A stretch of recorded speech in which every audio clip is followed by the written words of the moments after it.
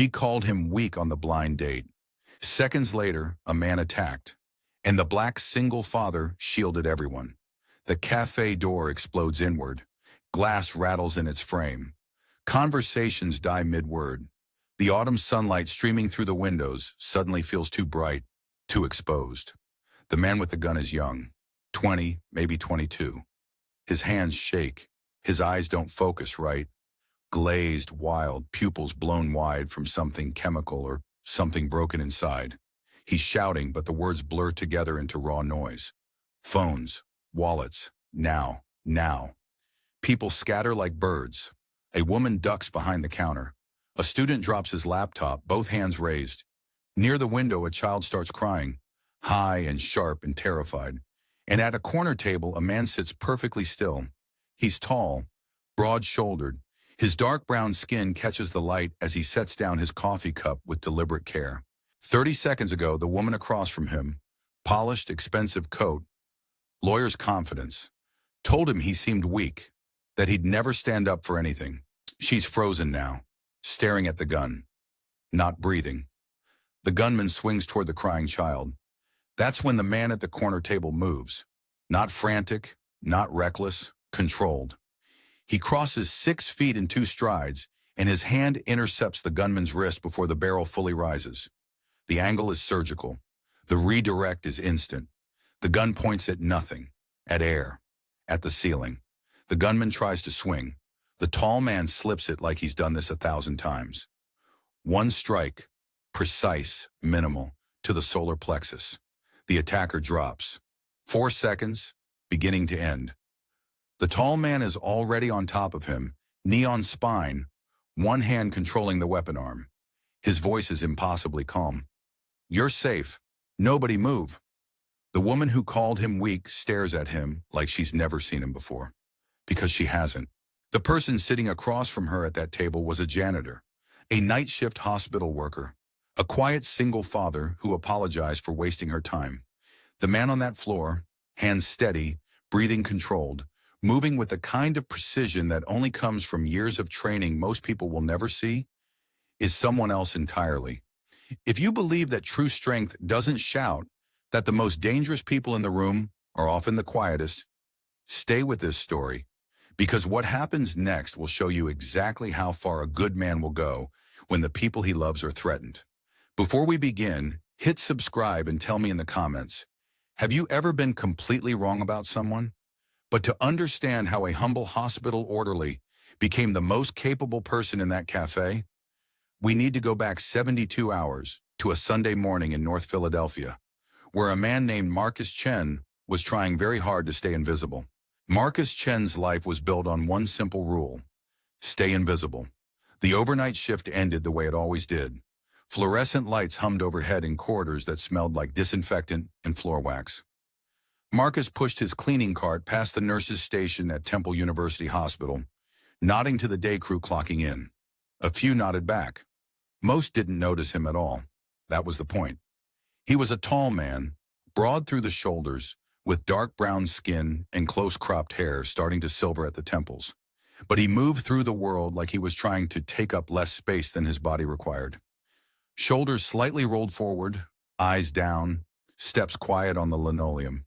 He clocked out at 6:17 in the morning. Outside, October air bit at his face. The sun wasn't up yet, just a pale line of light bleeding across the Philadelphia skyline. Marcus walked 12 blocks through North Philly, past corner stores with metal grates still locked down, past row houses with narrow porches where neighbors would gather later when the day warmed up. His block was mostly Black and Latino families, people who worked 2 jobs, people who knew each other's names. Marcus unlocked the door to the house he rented. 2 stories narrow, the kind of place that creaked when you climbed the stairs. He stepped inside and locked the door behind him without making a sound. "Dad?" Amara was already awake, already dressed for school in jeans and a purple hoodie, her backpack sitting by the front door. Her hair was pulled into fresh braids, neat and tight, the work of Mrs. Washington next door, who did it every Sunday evening while Marcus was at work. 9 years old, her mother's eyes, his stubborn chin. "Morning, baby." Marcus hung his jacket on the hook by the door. "You eat yet?" Cereal. I saved you some. They sat at the small kitchen table together. Marcus poured orange juice into two mismatched glasses while Amara told him about her upcoming math test. Fractions. She didn't like fractions. Marcus listened, asked a question here and there, but mostly he just let her talk. This was the part of the day that mattered. At 7:40 they left the house together. Amara's hand fit inside his like it belonged there. She filled the walk with questions the way she always did. Why did clouds move but buildings didn't? Why didn't pigeons get cold in winter? Why did Mr. Carson across the street always wear a suit even though he was retired? Marcus answered what he could, made up answers when he didn't know. She didn't seem to mind either way. At the school gate, Amara turned and hugged him around the waist. "You're the best dad in the world," she said. Marcus felt something crack open in his chest the way it did every time she said things like that. He kissed the top of her head. "Go learn something." She grinned and ran toward the building, her backpack bouncing. Marcus stood there until she disappeared through the double doors. Then he walked home. Let himself back into the quiet house, pulled the curtains closed, lay down on the couch because the bed upstairs felt too big and too empty. Sleep came hard. It always did after a shift. But eventually his body gave in. He woke 6 hours later to the sound of the front door opening. Amara dropped her backpack in the hallway and walked straight to the kitchen table. Marcus sat up, rubbing his face, orienting himself. Evening light came through the gaps in the curtains. He'd slept longer than usual. Amara was already pulling homework out of her folder when he joined her. She looked up, and something in her expression made him pause. "Ms. Rodriguez says you need friends, Dad." Marcus set down his coffee mug. He looked at his daughter across the table, her pencil hovering over her math homework, her expression too serious for a 9-year-old. "Friends?" he said carefully. "Yeah," Amara nodded. "She says you're always alone, except for me. But I'm a kid, so I don't count." "You count. You know what I mean." She put her pencil down. "Ms. Rodriguez says it's not good for people to be alone all the time. She says you should try meeting someone." Marcus felt something tighten in his chest. He'd known Ms. Rodriguez for 3 years now, a kind woman, patient with Amara, always respectful when she saw Marcus at pickup. But this felt like overstepping. "Ms. Rodriguez should mind her business," he said quietly. Amara's face changed. Her eyes got big. Her bottom lip pushed out just slightly. "Don't be mad at her, Dad. I asked her what to do." The tightness shifted, became something different. "What to do about what?" "About you being sad all the time." Marcus opened his mouth, closed it. He wasn't sad. He was fine. He went to work. He took care of Amara. He kept their small life running smooth and safe. "I'm not sad, baby." "You are, though." Amara leaned forward. "You don't smile unless I make you. You don't talk to the neighbors except to be polite. You come home and you sleep, and then you go back to work. That's it." The words landed harder than they should have. Marcus looked at his daughter and saw her mother's eyes looking back, sharp, seeing too much. "I'm okay," he said. "Mom would want you to be happy, not just okay." There it was, the thing Amara had been building toward. Marcus felt the air go out of his lungs. She didn't talk about Keisha often. When she did, it always hit like this. "Your mom would want you to have friends. Maybe more than friends." Amara's voice was small but certain. "I think about it sometimes, what she'd say if she was here. And I think she'd say, you deserve something good." Marcus didn't know what to say to that.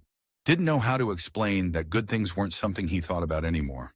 That his life was built around making sure Amara had everything she needed, and the rest didn't matter. But looking at her face, he realized something. This mattered to her. "What do you want me to do?" he asked. Amara's whole expression changed. She sat up straighter.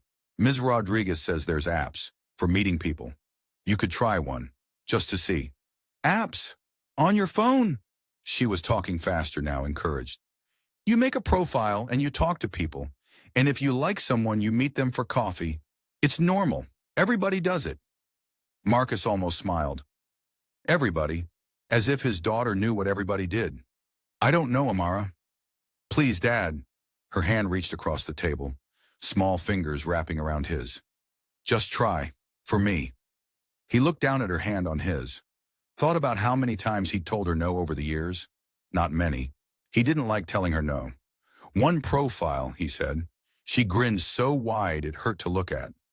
20 minutes later, Marcus sat with his phone in his hand while Amara leaned over his shoulder, coaching him through the setup. The app was called something cheerful and simple. He filled in the basics. Age, job, location. That picture, Amara said, pointing at his screen. The one from my soccer game. It was a candid shot. Marcus standing on the sideline, actually smiling. Amara had insisted Mrs. Washington take it. I look like a regular person in that one, she said. Not like you're tired all the time. Marcus uploaded it, wrote a single line for his bio.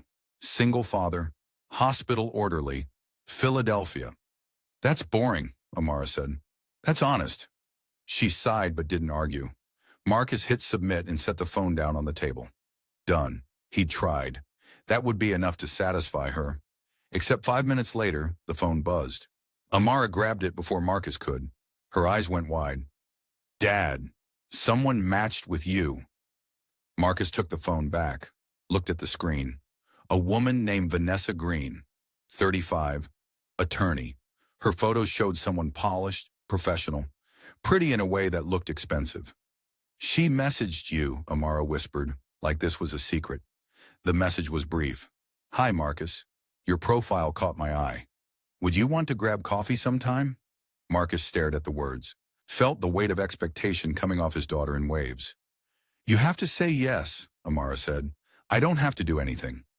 Dad, he looked at her face, saw hope there, pure and uncomplicated, the kind of hope only kids could carry. He typed back, coffee sounds good. When works for you? The reply came fast. Sunday afternoon? There's a cafe on South Street. 2 o'clock? Marcus agreed before he could think better of it. Amara hugged him so hard his ribs ached. That night after Amara was asleep, Marcus lay in bed staring at the ceiling. The house was quiet except for the hum of the refrigerator downstairs and the distant sound of traffic on the main road. He thought about Sunday, about sitting across from a stranger and trying to be someone worth knowing. The thought made his chest feel tight. He hadn't done this in almost 10 years, hadn't wanted to, but Amara's words kept circling back.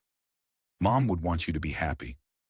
Marcus closed his eyes, saw Keisha's face the way he always did before sleep, smiling, telling him something he couldn't quite hear.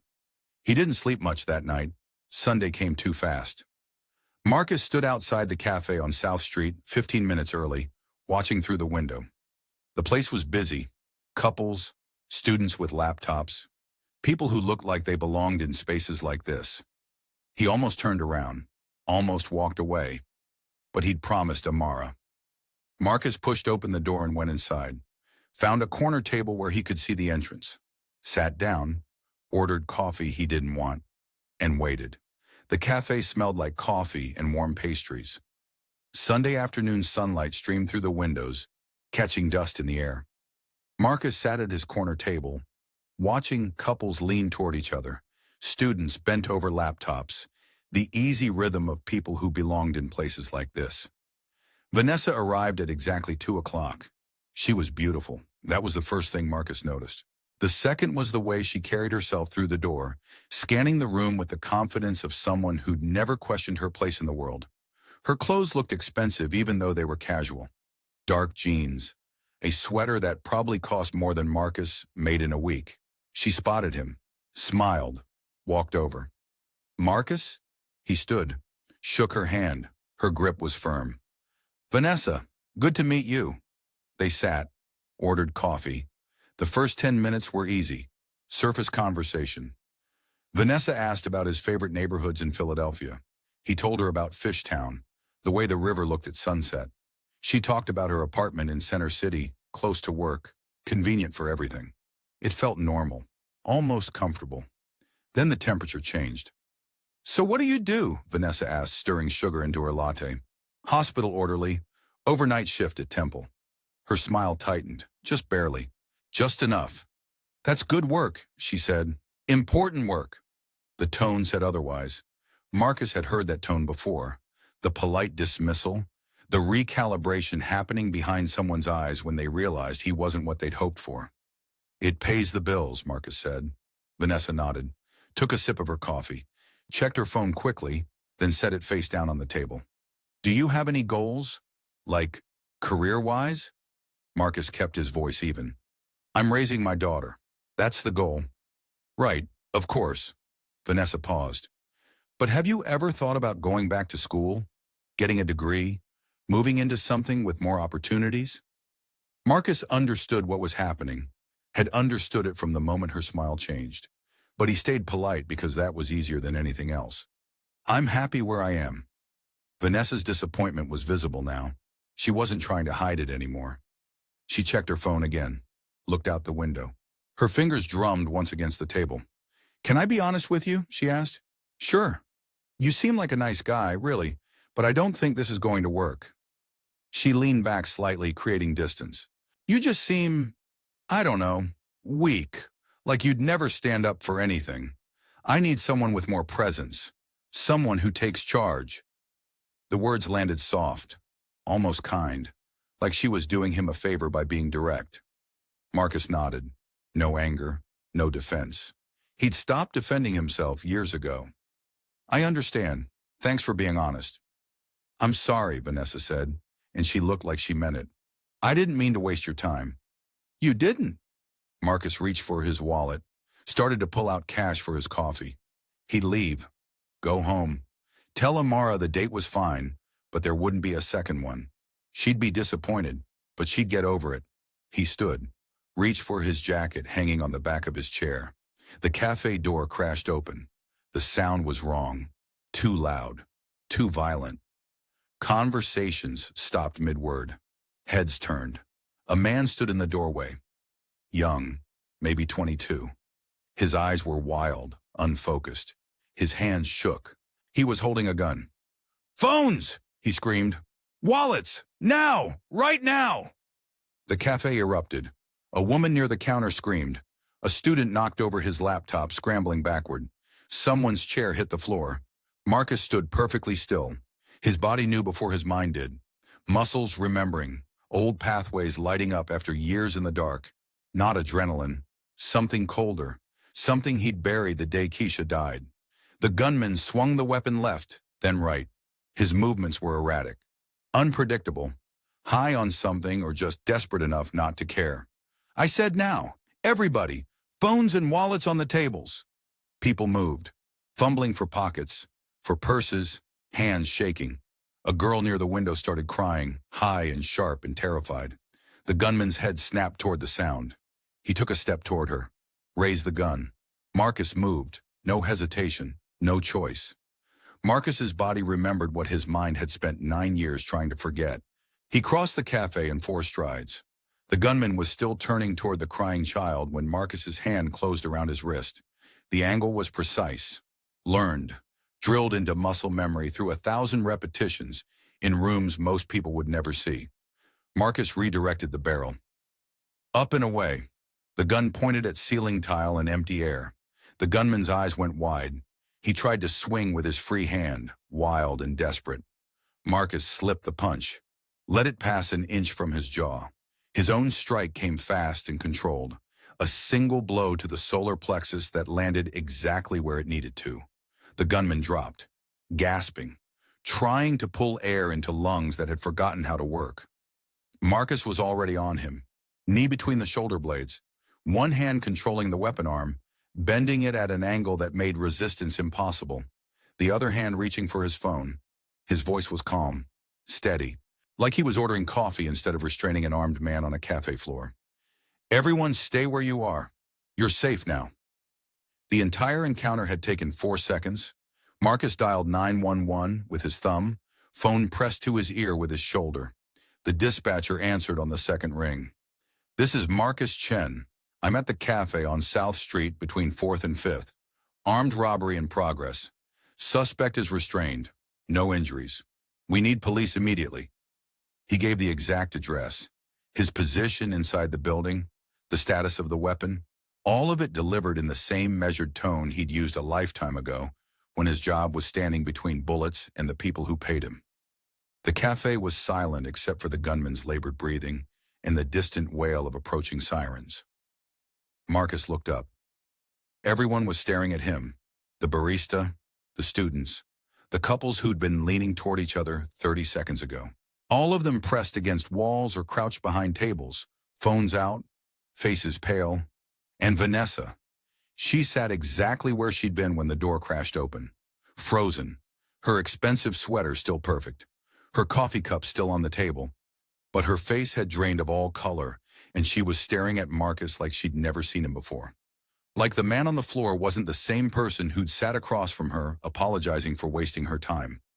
Sirens got louder, closer. The gunman tried to struggle. Marcus adjusted his weight, controlled the movement without effort. His hands were steady. His breathing was even.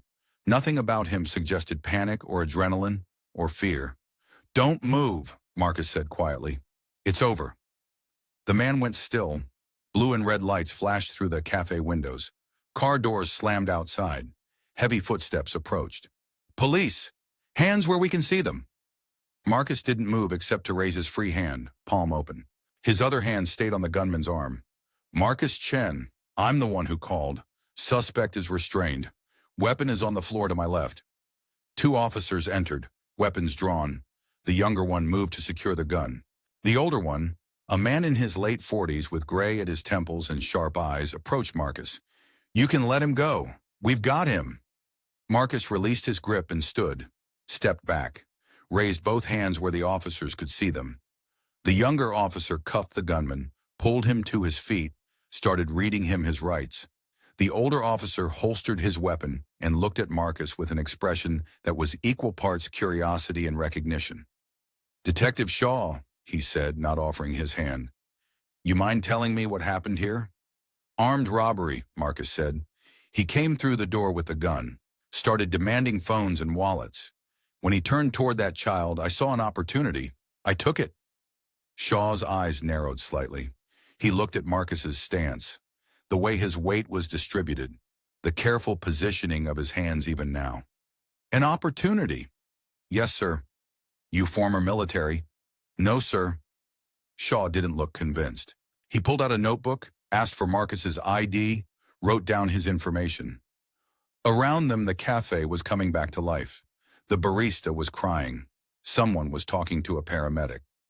Vanessa still hadn't moved from her table. "We're going to need a full statement," Shaw said. "Can you come down to the station tomorrow morning?" "I work nights. I can come in the afternoon." "That works." Shaw handed Marcus his ID back. "You're free to go, but I have to ask, where did you learn to move like that?" Marcus met his eyes, kept his voice level. "I saw an opportunity. I took it." Shaw studied him for a long moment, then nodded slowly, like he'd just confirmed something he'd already suspected. "Sure. Tomorrow afternoon. Ask for me at the desk." Marcus started to leave, made it 3 steps toward the door. "Wait." Vanessa was standing now. She crossed the cafe on unsteady legs, her professional composure completely shattered. "You just—" She stopped, swallowed. "Who are you?" Marcus looked at her. The woman who'd called him weak 5 minutes ago. The woman who'd checked her phone twice because she was bored. The woman who was now staring at him like he'd materialized out of thin air. "I'm an orderly," he said quietly, "and a father. That's all I need to be." He walked past her, out the door, into the October afternoon that felt exactly the same as it had an hour ago, even though everything had changed.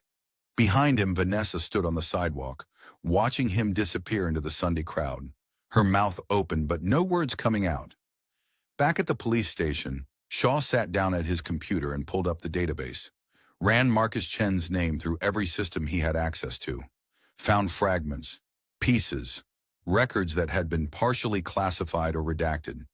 He made a phone call to a friend who owed him a favor, asked for anything he could get on a Marcus Chen, age 38, Philadelphia.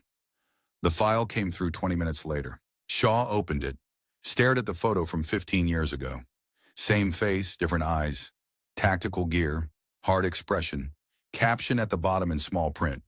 Executive Protection Specialist, Tier 1 clearance. He sat back in his chair and looked at the man he'd just let walk out of a cafe like nothing had happened. "Who the hell are you, really?" Shaw whispered to the empty office. 2 patrol cars arrived within 3 minutes. 4 officers. The younger ones came in fast, weapons drawn, voices loud and commanding. Detective Shaw entered behind them, calm, controlled, eyes scanning the room with the practiced assessment of someone who'd walked into 100 scenes just like this. Marcus hadn't moved. He stayed exactly where he'd been when he made the call, standing 5 feet from the restrained gunman, hands visible at his sides, non-threatening, compliant. Shaw's eyes found him immediately. The detective was in his late 40s, gray at the temples, with the kind of build that said he'd stayed in shape even after the job stopped requiring it. He took in Marcus's stance, the positioning of his feet, the careful angle of his shoulders. Recognition flickered across Shaw's face. Not recognition of Marcus specifically. Recognition of something else. Something familiar. "I'm Detective Shaw. You the one who called this in?" "Yes, sir. Marcus Chen." Shaw gestured to the younger officers. They moved in, cuffed the gunman, hauled him to his feet. The man was still gasping, still trying to catch his breath from the strike to his solar plexus. "You all right to walk?" one officer asked. The gunman nodded. They read him his rights as they moved him toward the door. The weapon went into an evidence bag. The cafe started to breathe again. Shaw pulled out a notebook, clicked a pen. "Walk me through what happened." Marcus kept his voice level, matter of fact. "Armed robbery. He came through the door with the gun, started demanding phones and wallets. When he turned toward the child near the window, I saw an opportunity. I took it." "An opportunity?" Shaw repeated, writing. "You always that fast on your feet?" "I work nights. You learn to think quick." Shaw looked up from his notebook, studied Marcus's face, his hands, the way he stood with his weight distributed evenly, balanced, ready. "What's your background, Mr. Chen? Military?" "No, sir." "Law enforcement?" "No, sir." "So where'd you learn to move like that?" Shaw's tone wasn't accusatory, just curious, professional. "That wasn't luck. That was training." Marcus met his eyes, kept his expression neutral. "I saw an opportunity. I took it." Before Shaw could press further, Vanessa spoke up from her table. Her voice was shaky but insistent. "He saved everyone. That man was going to shoot. He was pointing the gun at a child." She stood, her legs unsteady.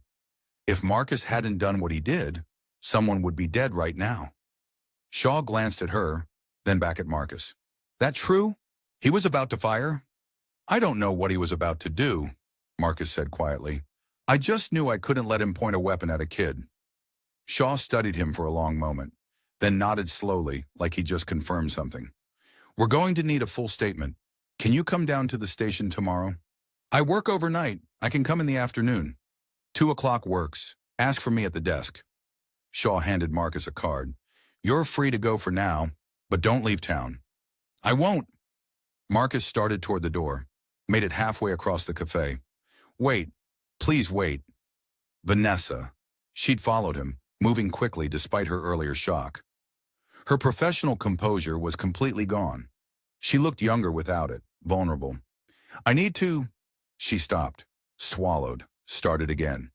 "What you just did. You just—" Marcus waited, said nothing. "Who are you?" she whispered. Marcus looked at her, the woman who'd called him weak 15 minutes ago. The woman who'd checked her phone because she was bored. The woman who was now staring at him like he'd stepped out of someone else's life. "I'm an orderly," he said quietly, "and a father. That's all I need to be." He walked past her, out the door, into the October evening that had gone cool and gray while he'd been inside. Behind him, Vanessa stood on the sidewalk, mouth open, trying to form words that wouldn't come. Marcus walked 3 blocks before he let himself stop. Leaned against a brick wall in an alley between 2 buildings. Let his hands shake for exactly 30 seconds. Let the adrenaline work its way through his system the way it needed to. Then he straightened, pulled out his phone, texted Mrs. Washington to ask if she could keep Amara for another hour. Got back an immediate yes with a heart emoji. Marcus started walking home. Slow, steady. Just another man on a Sunday evening in Philadelphia. At the police station, Shaw sat down at his desk and opened his computer. Ran Marcus Chen's name through the databases. Driver's license, clean record, hospital employment verified. Nothing remarkable. But Shaw had been a cop for 15 years and an MP in Iraq before that. He knew training when he saw it, knew the way someone moved when their body had been conditioned for violence and then learned to hide it. He made a phone call to a friend who worked in federal databases, who owed him a favor. I need anything you can get on a Marcus Chen, age 38, Philadelphia. Might have government work in his background. Might be classified. The file came through 40 minutes later. Shaw opened it, scrolled past the basic information to the attachments, found a photograph from 15 years ago. Same face, same broad shoulders, same dark brown skin and close cropped hair, but different eyes. Harder, colder. The eyes of someone who'd seen things Shaw could only imagine. Marcus Chen in tactical gear, black fatigues, neutral expression, standing in front of a flag Shaw didn't recognize. The caption at the bottom was brief. Executive Protection Specialist, Tier 1 clearance, 2010 to 2016. Shaw sat back in his chair, stared at the screen. Then he picked up his phone and called the number Marcus had given him. It rang 4 times, went to voicemail. Mr. Chen, this is Detective Shaw. We need to talk, not about the statement, about who you used to be. Monday morning came the way it always did. Marcus walked the 12 blocks to Amara's school, their hands linked, her voice filling the October air with questions about why leaves change color and whether squirrels remembered where they buried acorns. He answered what he could, made up the rest. But something had shifted in him since Sunday. A tightness in his shoulders that hadn't been there before. A hyper-awareness of the people around them, the cars that passed too slow, the weight of attention he'd spent 9 years trying to avoid. Amara noticed. She always noticed. You okay, Dad? She asked as they approached the school gate. I'm good, baby. You seem different. Marcus squeezed her hand gently. Just tired. Long shift. She didn't look convinced, but she let it go. Hugged him at the gate. Ran inside with her backpack bouncing. Marcus stood there longer than usual, watching the doors, making sure she disappeared safely inside. That night after Amara was asleep, Marcus sat alone in the kitchen. The house was quiet except for the hum of the refrigerator and the distant sound of Mrs. Washington's television through the wall. He opened the bottom drawer, reached past the expired warranties and old bills to the envelope hidden at the back. The photograph inside was creased at the corners, faded, 9 years old. Marcus and Keisha on their wedding day, both of them laughing at something the photographer had said. Keisha in white, her dark skin glowing, her smile wide and real. Marcus in a suit that fit better than anything he owned now, his arm around her waist, his face younger and lighter, and full of something he couldn't name anymore. He stared at her face. Let the memory come. 9 years ago, Marcus Chen was someone else. They called him the Wall, not because he was big, though he was. Not because he was strong, though that too. They called him the Wall because nothing got past him. Executive Protection Specialist, Tier 1 clearance. The kind of work that didn't appear on normal resumes. The kind of clients who paid 6 figures for 3 weeks of his time. Senators in Caracas, CEOs in Moscow, dignitaries in Mogadishu. Marcus had stood between bullets and the people they were meant for, had walked into rooms where death waited and walked out alive because his reflexes were faster, his training deeper, his focus absolute. He'd been exceptional at it, and he'd been married to Keisha, a nurse, the love of his life, the woman who grounded him when he came home from contracts that left him hollow and distant. She'd known what he did, had married him anyway. When she got pregnant, they talked about him stopping, finding something safer, something that didn't require him to leave for weeks at a time. But there was one more contract, Mogadishu, 3 weeks, massive payout, enough to set up a college fund, buy a bigger house, give their child a better start. Keisha supported it, said 3 weeks wasn't that long, said she'd be fine. 2 weeks in, Marcus was standing post outside a hotel when his phone rang, a number he didn't recognize. He almost didn't answer, but something made him pick up. Keisha had gone into labor early. Complications. She was at Temple University Hospital. He needed to come home. Marcus made it back to Philadelphia 23 hours later. took every flight he could, ran through 3 airports, burst through the hospital doors with his heart hammering and his hands shaking. Too late. Keisha was gone. Something about hemorrhaging, about her blood pressure, about decisions made in minutes while Marcus was on a plane over the Atlantic. Amara survived, 7 pounds 3 ounces, screaming in a bassinet beside her mother's bed. And Keisha was still there, still warm, her hand still soft when Marcus took it. He'd quit that night, standing in that hospital room, holding his newborn daughter in one arm and his dead wife's hand in the other. Marcus made a choice. Never again. Never again would he prioritize protection over presence. Never again would he choose standing between a stranger and a bullet over being there for the people who actually mattered. Never again would he use the violence he'd been trained for. He became small, invisible, safe, took a job as an orderly in the same hospital where Keisha died, rented a small house on a quiet block, raised Amara alone. For 9 years it had worked. Marcus closed his eyes, let the photograph rest on the table. "I'm sorry," he whispered to Keisha's face. "I'm so sorry." His phone buzzed. Marcus opened his eyes, looked at the screen. Unknown number. A text message. "We need to talk." Detective Shaw, Tuesday afternoon. Marcus met Detective Shaw at a diner 3 blocks from Temple University Hospital. The place smelled like coffee and bacon grease, vinyl booths, cracked linoleum floors, the kind of place where cops ate when they were off shift. Shaw was already there, sitting in a corner booth with 2 coffees waiting. Marcus slid into the seat across from him. "Mr. Chen." "Detective." Shaw pushed one of the coffees across the table. Marcus didn't touch it, just waited. "I did some digging," Shaw said. "Called in a few favors. Took some time, but I found your file." Marcus said nothing. Executive Protection Specialist, Tier 1 clearance, active from 2010 to 2016. Specialized in high-threat dignitary protection, Mogadishu, Caracas, Moscow. Shaw leaned back. "You're a legend in certain circles. The Wall. That's what they called you. That was a long time ago. 6 years isn't that long." Shaw's eyes were sharp, assessing. "So I'll ask you again. Why are you here? Why are you mopping floors when you could be making 6 figures doing what you're actually trained for?"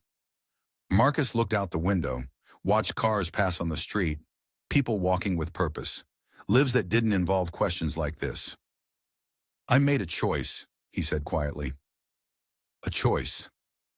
My wife died the night my daughter was born. I was on a contract when it happened. Couldn't get back in time." Marcus met Shaw's eyes. "I chose the job over being there. That's a choice I have to live with. So now I choose differently." Shaw was quiet for a moment. When he spoke again, his voice had softened. "I'm sorry about your wife. Thank you. But I need to warn you about something." Shaw pulled out his phone, showed Marcus a still image from security footage. The cafe. Marcus mid-motion, intercepting the gunman. This was recorded. The cafe had cameras. The footage is already in evidence, which means it's going to leak eventually. Could be today. Could be tomorrow. But it's coming. Marcus's jaw tightened. "Media might pick it up," Shaw continued. "If they do, people will start asking questions. Might dig into who you are. I wanted you to be prepared. I appreciate that.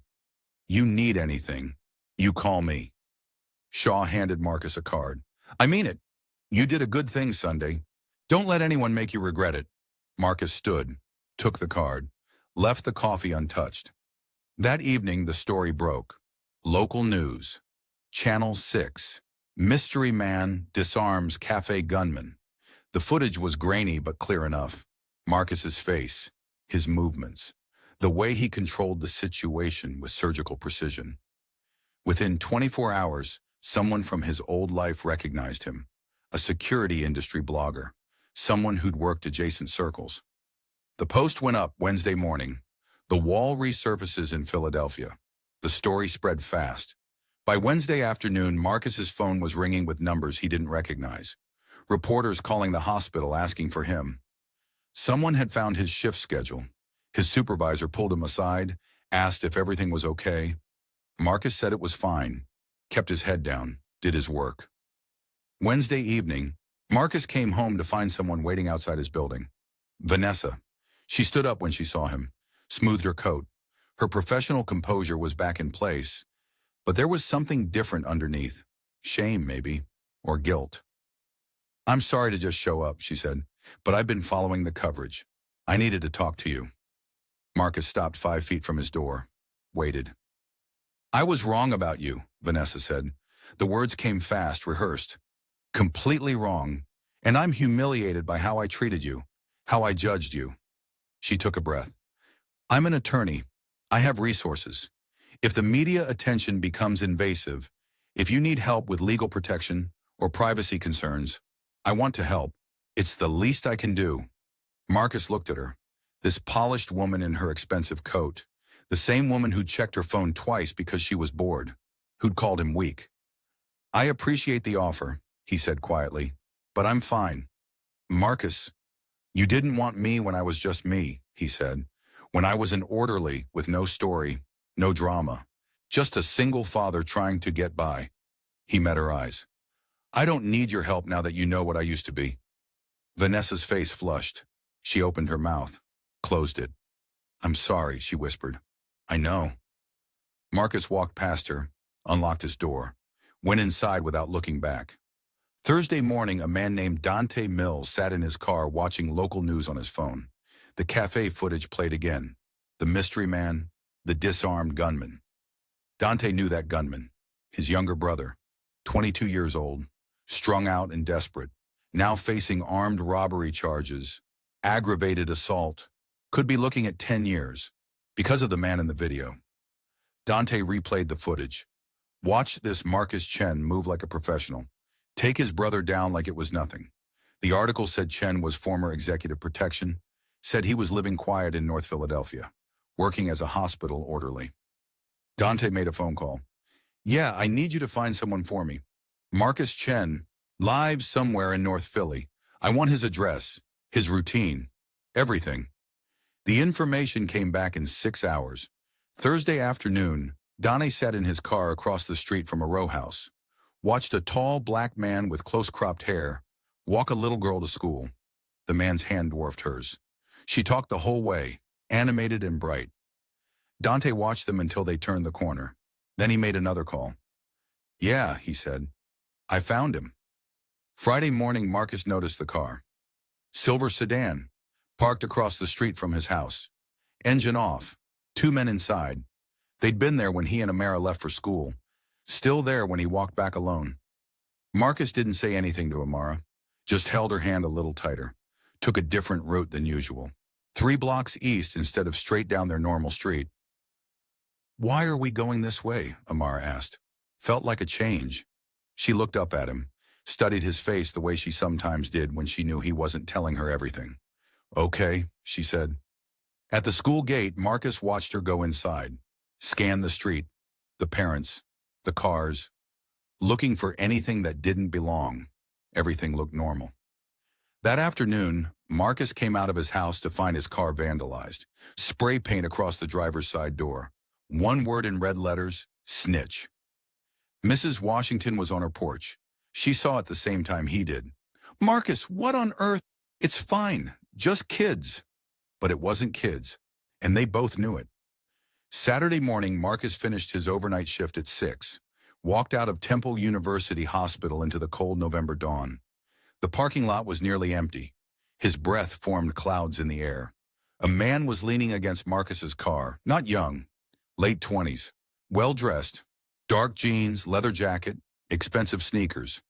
He had the kind of casual confidence that came from never being told no, from always having people jump when he spoke. Marcus stopped 10 feet away. The man smiled. It didn't reach his eyes. "Marcus Chen, the wall. Man, you're a hard guy to track down." His voice was smooth, educated, not what Marcus expected. "I'm Dante Mills. You put my little brother in jail."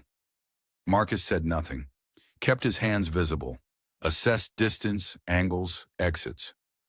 "Now, I'm not here to threaten you," Dante continued. "I'm just here to have a conversation. Man to man, you understand?" Marcus understood perfectly. This wasn't a threat. It was a message. Your intervention last Sunday cost me. My brother's looking at serious time. Aggravated assault, armed robbery, all because you decided to play hero. Dante pushed off the car, took one step forward. I respect what you did. Professional recognizes professional, but actions have consequences. You feel me? Marcus met his eyes, didn't speak, didn't move. Dante smiled again. Have a good day, Marcus. Give my regards to your daughter. Amara, right? Pretty girl, smart. I see her walking to school sometimes. He walked away, calm, unhurried, got into a black SUV parked 3 rows over and drove off. Marcus stood there for a full minute. His hands were steady. His breathing was even. But something cold had settled in his chest. He got in his car, drove home, made 2 phone calls. The first was to Ms. Rodriguez. I need a favor. Can Amara stay late at school the next few days? After school program? Anything you have available? Ms. Rodriguez didn't ask questions. She heard something in his voice. Of course. I'll make sure she's taken care of. The second call was to Mrs. Washington. Can you keep an extra eye on the house? Just for a few days? Marcus, is everything okay? Yes, ma'am. Just being careful. Mrs. Washington had lived in North Philly for 40 years. She knew what careful meant. You got it, baby. I'll watch. An hour later, Vanessa called. She'd seen the news coverage escalating, had been tracking it. Marcus, I'm filing a police report. Harassment, intimidation. I'm using my firm's resources. You don't have to ask for help. I'm giving it. Vanessa, I know what I said. I know I don't have the right, but I'm doing it anyway. She hung up before he could argue. Detective Shaw called that afternoon. I got wind of your report. I'm looking into Dante Mills and his crew. Shaw's voice was tight. But I need you to understand something. Without direct threats, without evidence of intent, my hands are tied. Best I can do is patrol your street more often. I appreciate that.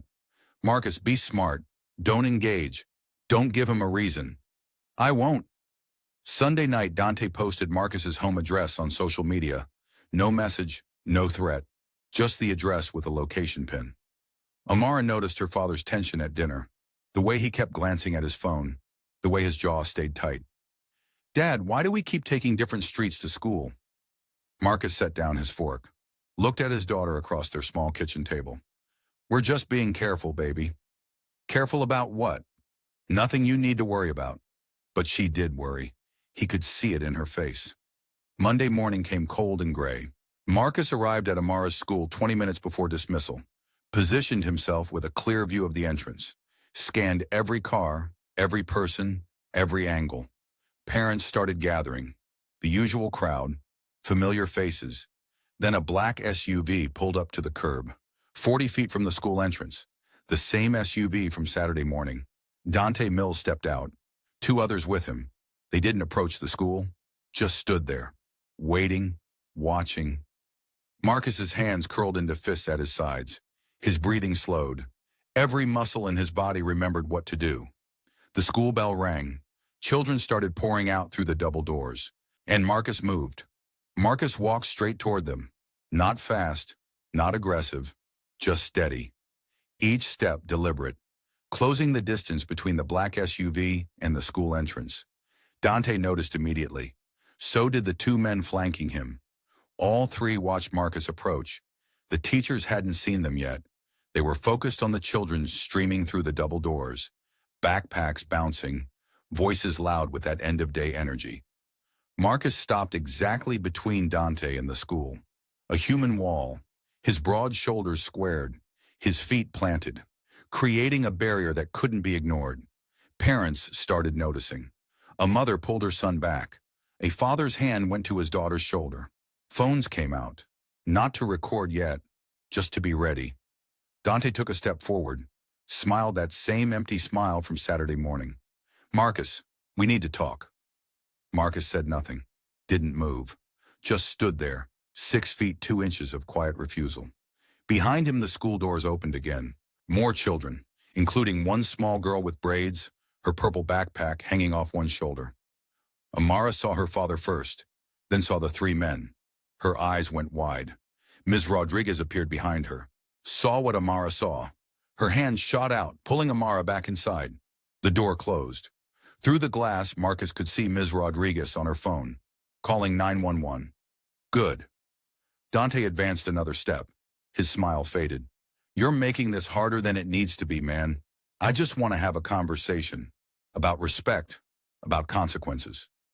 Marcus still didn't speak. The afternoon air was cold. His breath formed small clouds. His hands hung loose at his sides. Not fists. Not yet. Just ready.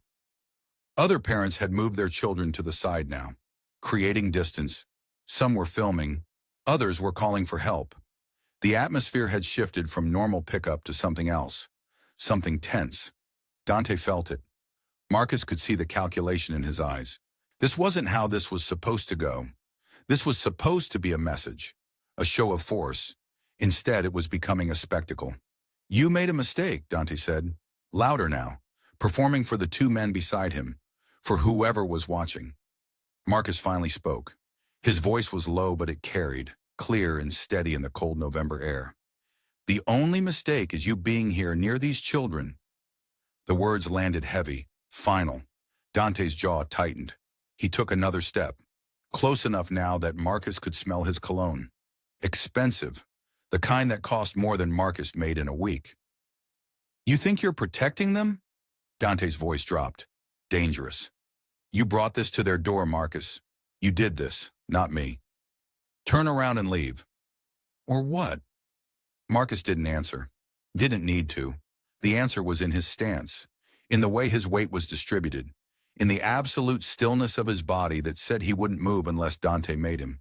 And if Dante tried, everyone here would see what happened. Dante knew it too. Marcus watched the moment of recognition, the realization that this wasn't a dark street.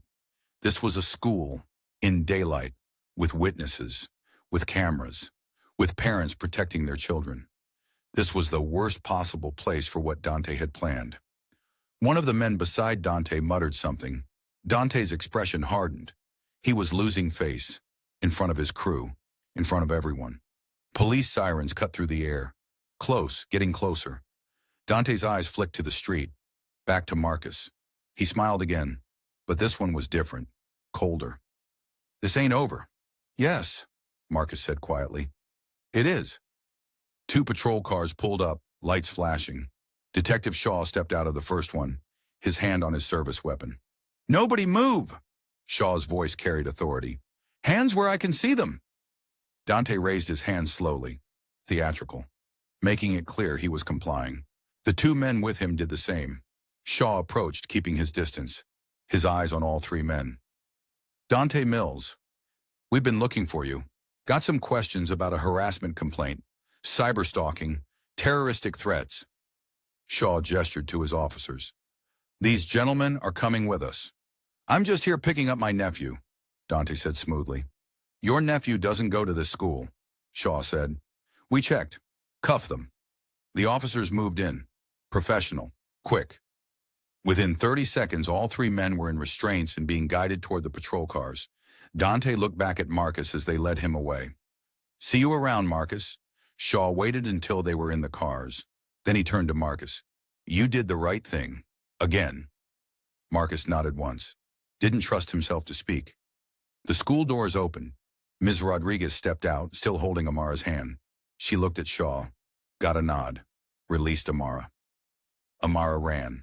She hit Marcus hard, her small arms wrapping around his waist, her face pressed into his chest. Her whole body was shaking. Marcus dropped to one knee, pulled her close, one hand cradling the back of her head, the other around her shoulders. I'm here, he whispered. I'm right here. I saw them, she said, her voice muffled against his coat. I saw them looking at you.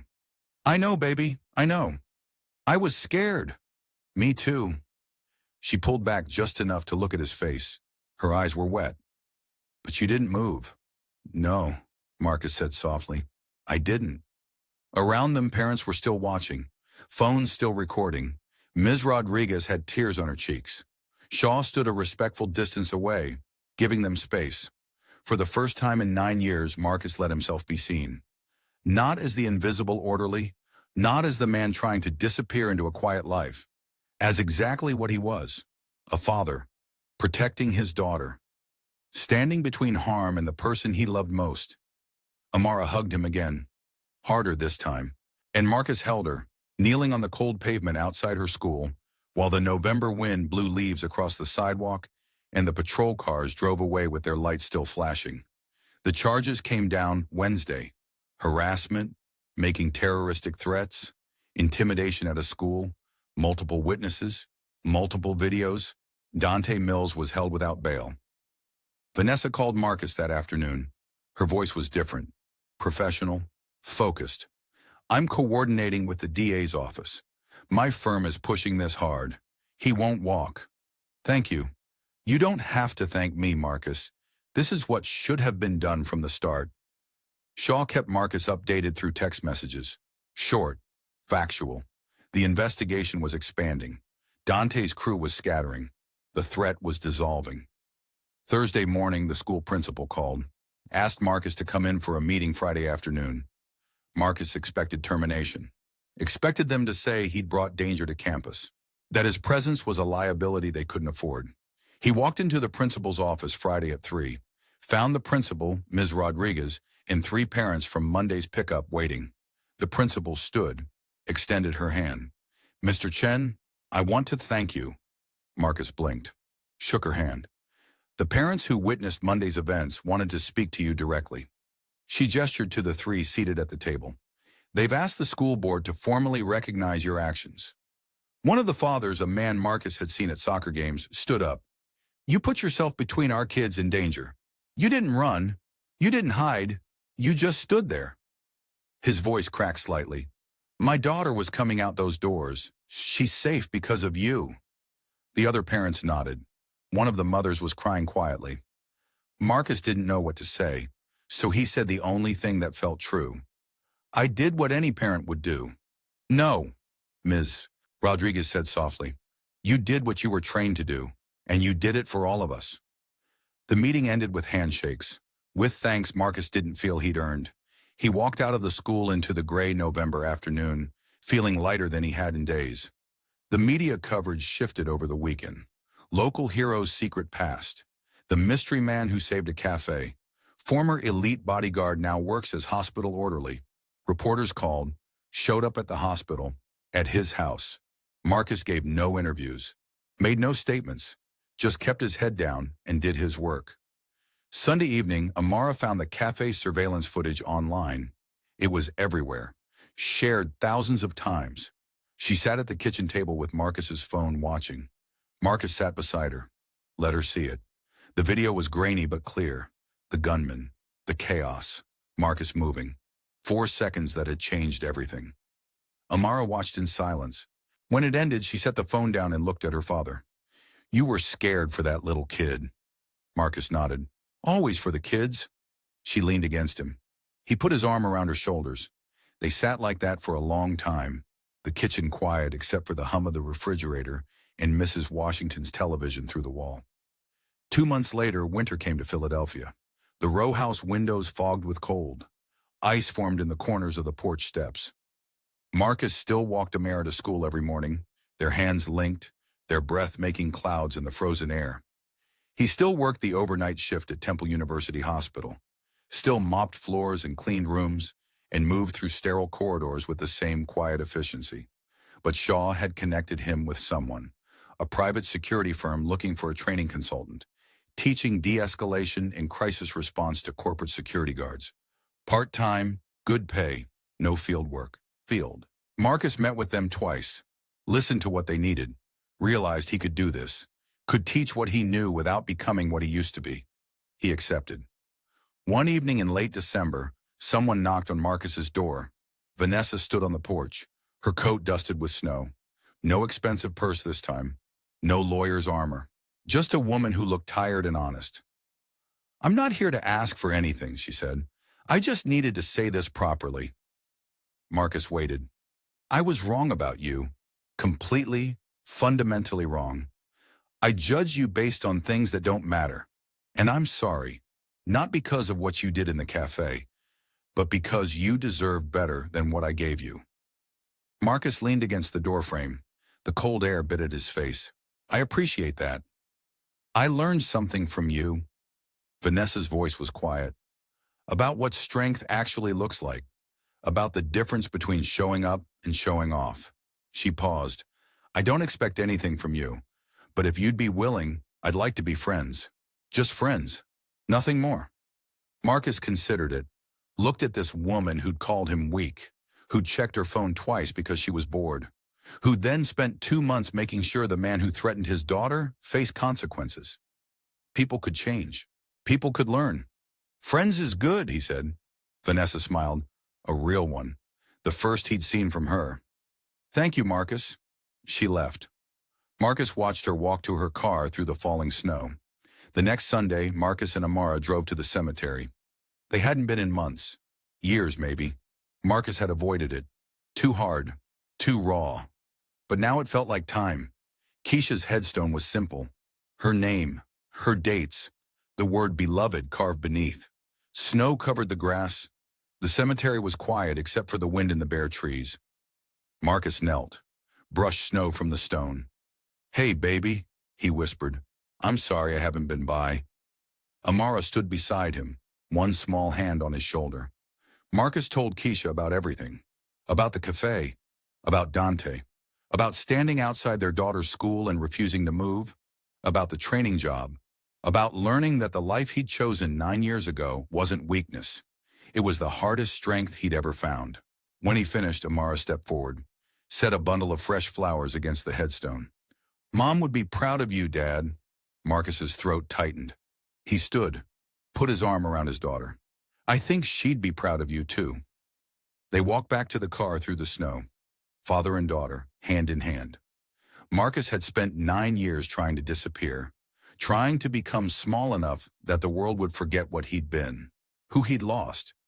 But standing outside Amara's school, he'd learned something. You don't become strong by hiding. You become strong by choosing what you protect, by standing between harm and the people you love, by showing up every single day, even when showing up is the hardest thing you'll ever do. The cafe video had made him visible. Dante had tried to make him a target, but Amara made him whole.